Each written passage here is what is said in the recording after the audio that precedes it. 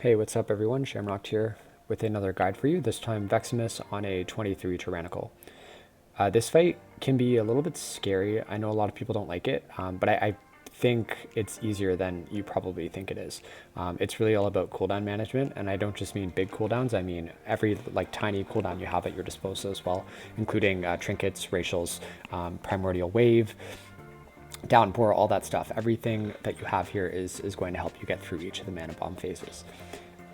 So the hardest thing about this fight is there's at some point, and the timing will change depending on whether you let the boss get any of the arcane orbs.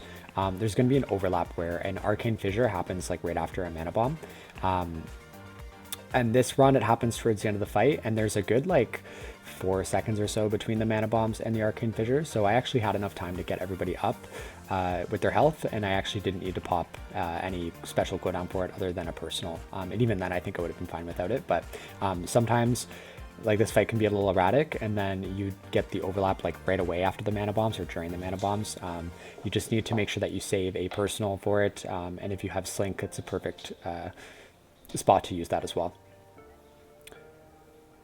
All right, so I'm just going to run through what I did for this run. Unfortunately, there's no standard, this is what I pop every single time for a fight like this, just because it can be a little bit different.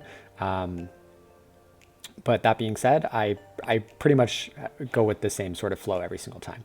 For the first set of mana bombs, you are going to have Lust. And I would say utilize Primordial Wave for this fight very smartly. Like this is probably one of the fights that Primordial Wave shines the best on, because you can always set yourself up to do one healing wave and heal all the DPS with that for the mana bombs if you set yourself up before they come out, which you'll see I do right here. All right, get all your Riptides out with Primordial Wave and then Healing Wave. And if you can sneak in a Flame Shock after your Healing Wave, like on the if you queue it up after the global, you will get Focused Insight on your Healing Wave, which I just learned. Oh, on the Primordial Wave Healing Wave cleaves, which I just learned today, which is pretty cool. All right, Arcane Fissure by itself is really never dangerous. You just have to be careful if there's a set of mana bombs afterwards, like this, and you'll see I pop Healing Tide here, just to help myself catch up, and then Healing Surge away. Another thing is don't be too fussy about moving out of the way. The pools that the mana bombs spawn are really small, and they're really easy to maneuver around. So don't risk your group dying or letting people die just to move your pool out of the way. It's much more important that you keep everybody alive. All right, so for this set, I popped my Racial and Ancestral Guidance, and then once again, just I feel like a good rule of thumb is try to get at least one heal on every single person who is affected by the mana bomb, whether that be a Healing Surge or a Riptide. Usually what I find is you have time for 2 Healing Surges and a Riptide. So if you're not using Primordial Wave, you can basically put Healing Surge on the 2 people that you believe are a little bit squishier, and then Riptide on the person who maybe is not so squishy. So we had a Demon Hunter in this group. They're at the bottom frame there, and they always took the least amount of damage from the bombs. So they were usually someone that I could let, if I needed to, just kind of let it go and then heal them afterwards.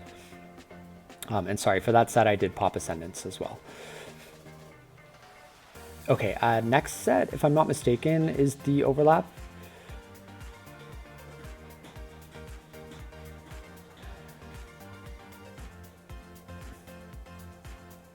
Yep, it's right there. So there you go. Just make sure that you have some good heals there. Most people will use health pots and personals as well. Your group should already be planning for what they're going to do for that overlap. So it really it should just be a matter of popping a personal, getting through it, and then healing everybody back up. If anybody doesn't have a personal, or they're just not ready for it, they probably will die. So hopefully you'd have a B-res for that, but yeah, anyways, not so bad. So really, it's just a mix of Primordial Waves, Nature Swiftness. I feel like that can get you through the majority of mana bombs. And then using your big cooldowns in sort of Ono spots where you have a little bit of an overlap between the fissures and the mana bombs. But yeah, if you want, take a look and, rewind the video and just sort of look on the top left. I have my spell queuing, the tracker that you can see. And you can see exactly what I did for each set. Once again, like I said, I know this fight seems kind of scary, but I promise you it's not. It's just you need to keep a clear head, plan out your cooldowns, both big and small, and just pump it out. And also, I would say it's a good fight to try and get as much DPS in as you can, just to make it so it doesn't last as long, because that'll help you out too if you're sort of running low on cooldowns towards the end. But Anyways, thanks for watching. Hope this helped you out, and good luck.